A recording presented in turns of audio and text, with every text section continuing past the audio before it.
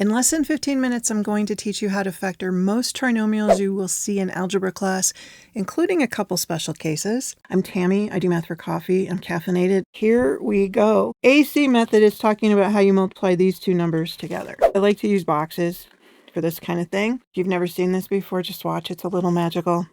So take 4 times 6. We know that that is 24.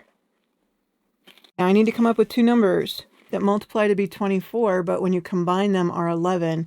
This is usually the part where people try to do a lot of guess checking, and sometimes the answers just come to you real fast. I know, but sometimes they won't. So let me show you the method that I use. I just start listing the factors of 24. 1 times 24, 2 times 12, 3 times 8, 4 times 6. 5 doesn't go in there, and then we'd be at 6, and then we would just be repeating again. Now combine these. 1 plus 24 is 25. That's not 11. 2 and 12 is 14. 3 plus 8 is 11. Winner, winner, chicken dinner. Boom. All right, so here comes the fun part. You're going to take this polynomial and put it into your box. The first term goes into the first box.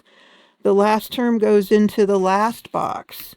And what goes into these corner boxes are these two numbers, but you got to put an x with them because they adds up to 11x. So this would be 3x and 8x. Now we factor across. What can I take out of a 4x squared and a 3x? I can take out just an x. What can I take out of an 8x and a 6? I can take out a positive 2. Factor up. What can I take out of a 4x squared and an 8x?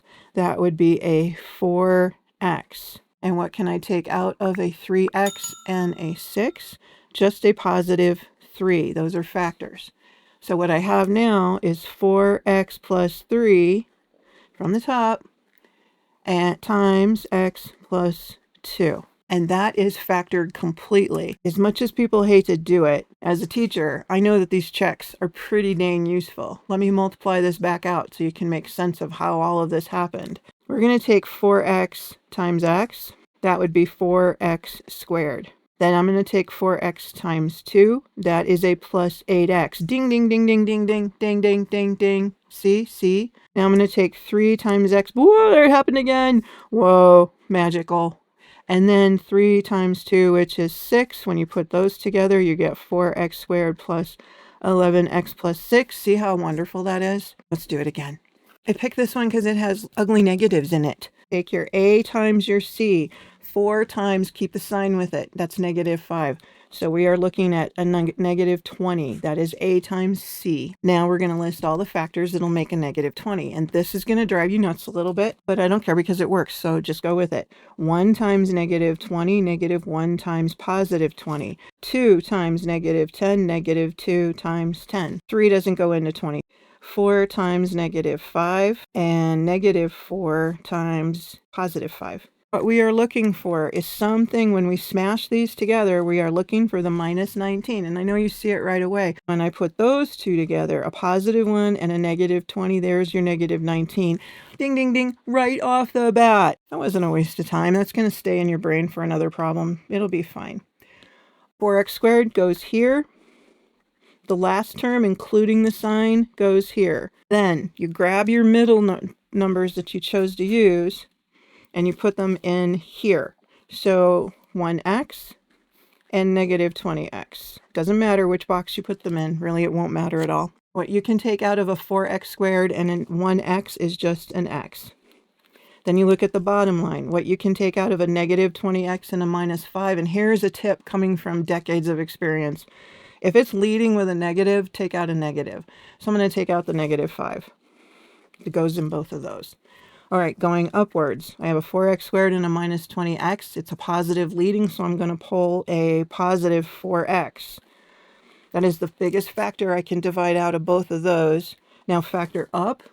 The largest thing I can take out of a 1x and a negative 5, and you're sitting there going, I can't take anything out of that. That means you're taking a plus 1. Remember that. If you can't take anything out at all, it means that you're taking out a 1, because 1 times anything you get itself. You can do a quick check right now. 4x times x is 4x squared. X times a positive 1 is 1x. See what I mean? Negative 5 times 4x is negative 20x, and negative 5 times 1 is negative 5. So our answer is 4x plus 1 times x minus 5.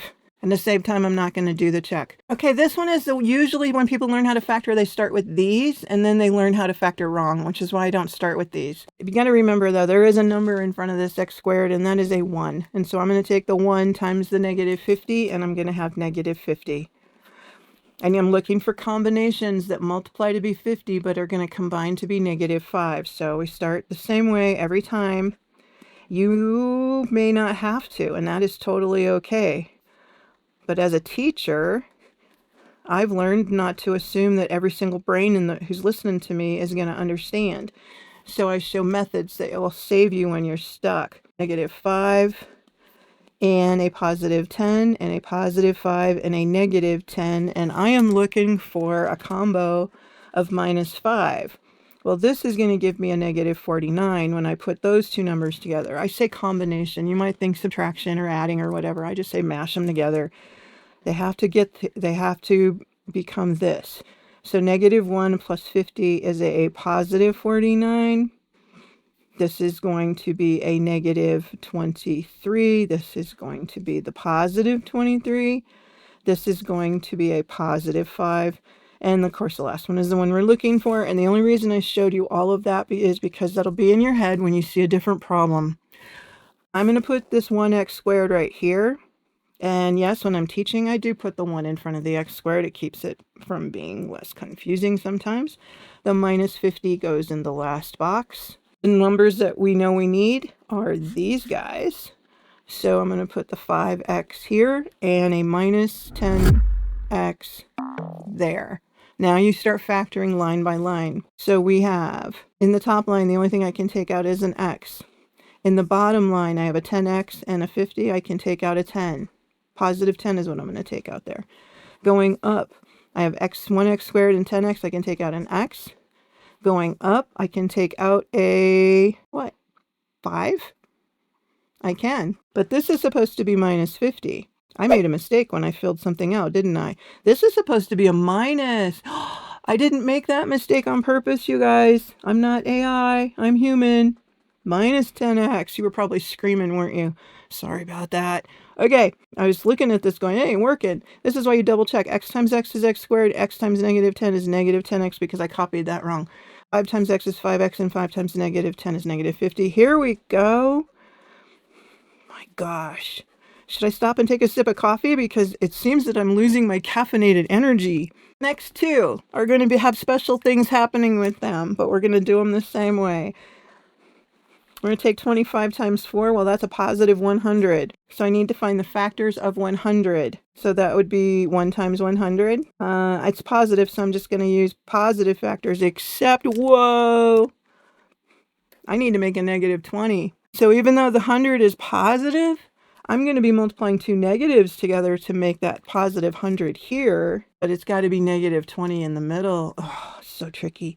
Minus 2, minus 50. 3 doesn't go into 100. 4 does. Minus 4 and minus 25. You multiply those two together, you get positive 100. And then the last, what do we got here? Oh, negative 5, negative 20, and negative 10, and negative 10. I almost forgot that one. All right, so I'm looking for something that's going to get me the minus 20 to save some time. It's right here. Do you guys see that? When I put those two together, that's going to be the minus 20. So when I go to set up my boxes, I'm going to put the 25x squared right here. I'm going to put that 4 here. And then you're like, be careful, Tammy. Don't drop your negatives, which, by the way, is one of my most common human mistakes. Let's factor out of the top. I know I can get an x out of both of these, but I can also get a 5. So I'm going to take 5x here. Out of the bottom, the leading with a negative means I'm taking a negative, and it's going to be a minus 2. The top, I'm going to, it's the same as this. Okay, so I'll put a 5x there. And it's the same. Okay, so what we've got is 5x minus 2 times 5x minus 2, which the really smart people write as 5x minus 2 squared. And that's why this one is different. Some people put a lot of pressure on themselves to memorize this stuff, and you probably will look at that and know that that is this, but that just takes time and practice. And until you've seen enough of them, don't pressure yourself to memorize. Just do them. What evil is this? I don't even have 3 terms. This is one of those that you are going to end up memorizing, and you're not going to do it like this. But until you know what's going on, I'm going to show you how to do these. You're going to start by rewriting this as 9x squared plus 0x minus 1. Now, this is your A and your C, and the 0's not there. That's why you don't see it in the original problem. You take 9 times negative 1, we get negative 9. The factors of negative 9 are, since it's negative, I need a positive and a negative. So it would be 1 and negative 9, or negative 1 and positive 9, or negative 3 and 3, and I'm not going to recopy that. I need the one that's going to give me a 0. Well, 1 and negative 9 is going to give me a negative 8. This is going to give me the positive 8. This is the only one when you combine those numbers that give you the 0. So make your little table. You certainly don't have to do it on Post-its. That's just me being special today. 9x squared goes here, and the negative 1 goes there. And the numbers I'm going to use are negative 3x and a positive 3x. All right, let's factor. What I can take out of the top is a 3x. What I can take out of the bottom is nothing, right? So let's take out a positive 1. Out of the top going up, factor up, I can take out a 3x. Now see, I'm leading with a negative here, so I'm going to take out a negative 1 and double check. 3x times negative 1 is negative 3x. Negative 1 times positive 1 is negative 1. 3x times 3x is 9x, and 3x times 1 is 3x. That is difference of perfect squares. This is how it factors. But on a day where your brain is frozen, you can still use the AC method to do one of those. This is how you can factor any quadratic that is factorable. There are other kinds of quadratics that don't factor very well like this. You need to learn how to do another method called completing the square. So click into this video and watch that lesson right now too.